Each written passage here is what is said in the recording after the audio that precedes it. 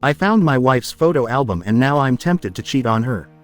My wife, Isabel, and I met because of a murder in our freshman year at college. Her dorm was cordoned off by the police because a girl we both knew had been discovered stabbed 42 times in her bed. The killer has taken her eyes, mouth, and nose with him.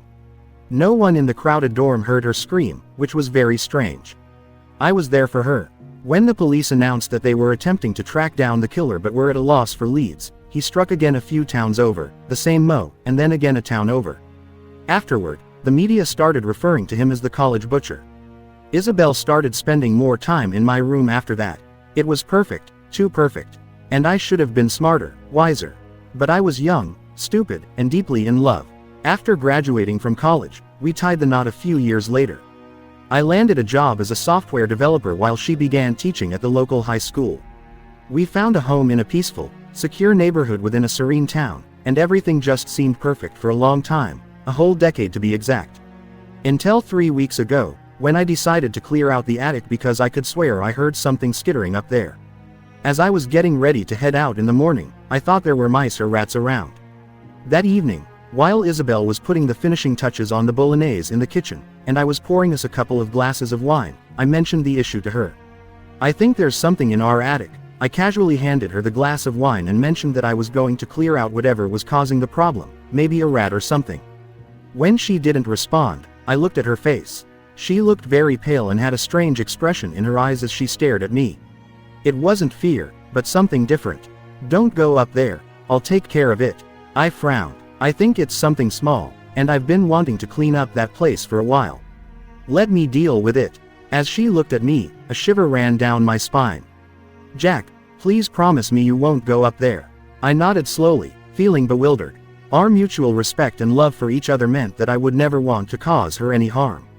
Seeing how stressed she was, I understood the importance of listening to her, but it felt like she was tempting me with a chocolate chip cookie and telling me not to take a bite. I waited until she left for work one morning and then went up to the attic. It was quite dark up there, but luckily we had a light in the middle of the room. However, since our house was old, I also had my phone's torch to rely on. We had real stairs going up to the attic instead of a ladder. As I walked down the hallway and opened the door to the attic, I thought I heard a creak at the top of the stairs. It sounded like the kind of creak you'd hear when someone steps on a loose floorboard. The hair at the back of my neck stood up as though a cold draft had blown into the hall. I squinted into the darkness at the top of the stairs and softly asked him hello. As the moments passed, rationality caught up with me. I felt pretty dumb to even consider there was something up there. Irritated me, I climbed up, grabbed my phone, turned on the flashlight, and with more bravery than I had, I walked up the stairs, hearing each step creak as I ascended. The attic seemed even spookier than I had remembered. It was a space I'd planned to convert into a game room of sorts, but Isabel had talked me out of it, and honestly, over the years I'd forgotten how big it was. It was your average attic in many ways. Dusty wooden floors, and a small window at the end of the room overlooking the neighborhood, but it was spacious. Sure, it held all our old junk, but even so, the boxes and a couple of pieces of old furniture took up such little space at the far end of the room. I remember thinking how nice skylights would be in the sloping ceiling. Why was Isabel, who was so organized and wanted all the rooms in the house to be used, so keen to leave this as it was? A slight unease had started to make its way around the corners of my mind. I made my way to the end of the attic almost on autopilot, where I found the 5 boxes containing Isabel's belongings. Part of me knew I was intruding on her privacy, but at that point, I didn't care. I was determined to uncover what was inside those boxes that had been causing my wife to act so strangely about that particular room. I sat cross-legged on the dusty floor and pulled the first box to me, opening it up. The first box was just some old clothes that she had kept for sentimental value. When I reached the third box, something in me hesitated. I had a feeling that my life was about to change as soon as I opened the box. With great care, I lifted the lid and peeked inside. A wave of relief washed over me. The box contained only framed photographs and a photo album. I smiled and lifted the first one, Isabel and her sisters laughing as children at her 4th birthday. Some were of her parents and others of us. Then something struck me. I was wondering why she didn't display those photos downstairs. I started to feel a strange chill again. The box only contained the big brown leather photo album, which made my heart race. I opened it to the first page.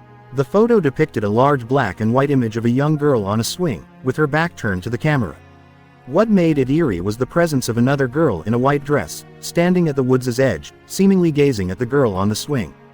It almost felt like her eyes were piercing through the photo, directly at me. The subsequent page featured the same little girl happily playing on the swing in jungle gym. In the background, the peculiar girl lingered, observing her every move with cold eyes and a stern expression. Page after page depicted the little girl growing up, while the strange girl stood on the sidelines, constantly watching her.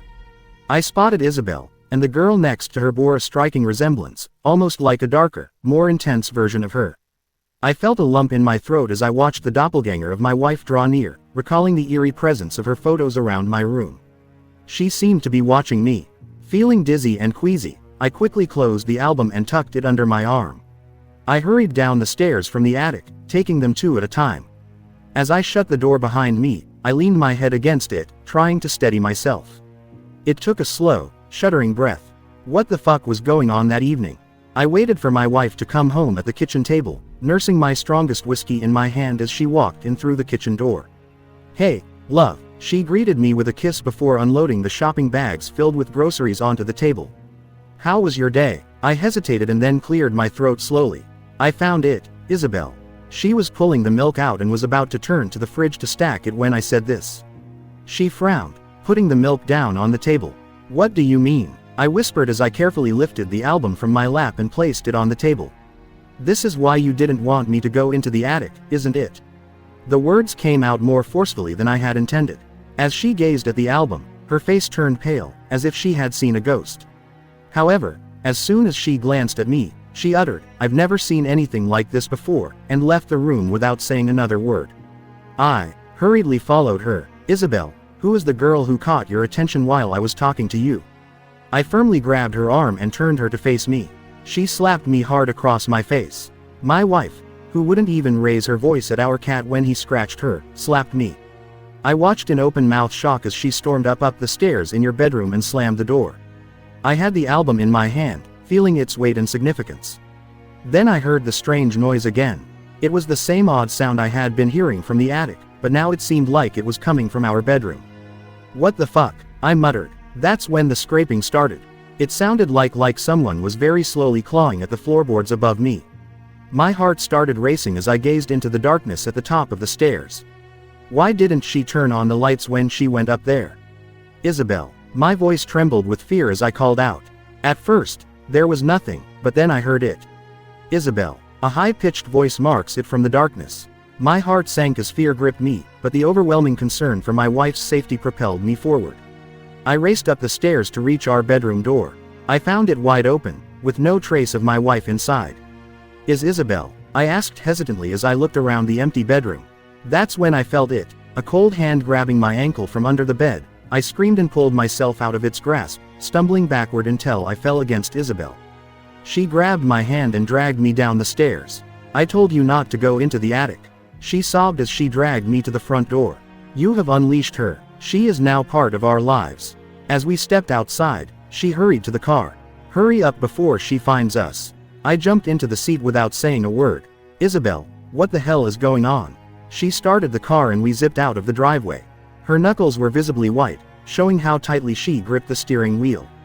Finally, she spoke, her eyes fixed on the road ahead, a perennial presence, always consumed by anger. "You see, I'm the one who got to live." "What?" I was more confused than ever. "I'm a twin, Jack," she said to me quietly. "I am the surviving twin, while my sister passed away in the womb." I was puzzled as I gazed at her. Is she an evil spirit longing for a chance to live? And ever since I was born, she's been eating away at my life. That album was a way to trap her. Those photos were like talismans. I used to keep all physical evidence of her existence in there. When we were in college and that horrible thing happened, I sought help from a professional. She assisted me in containing her. And then I opened up the album and let her out. I said softly. She nodded, a resigned sigh escaping her lips. "She's trying to become me, you know. She won't give up until she's taken everything from me." I kept quiet. That's when I saw the movement in the mirror. Turning around, I saw the thing that wanted to be my wife sitting there, grinning at me. I yelled. Isabel slammed on the brakes. We didn't even see that truck coming. We didn't have a chance. When I woke up in the hospital, a police officer was standing next to me, looking very serious. I tried to sit up, but my whole body hurt, and I had to lie back down and catch my breath. I whispered, "Isabel." My entire body ached. "Where was my wife, Mr. Taylor?" The policeman said, "I'm sorry to tell you that your wife didn't make it through the accident." The news hit me like a ton of bricks. "No," I choked out. A saw. "No, no, no, no. Sir, I am sorry for your loss, but you are going to need to answer some questions for us." The police officer showed me a file and studied me carefully. I nodded while tears streamed down my face. "They want to know why your DNA has been found in a series of murder cases. Are you familiar with the case of the college butcher?"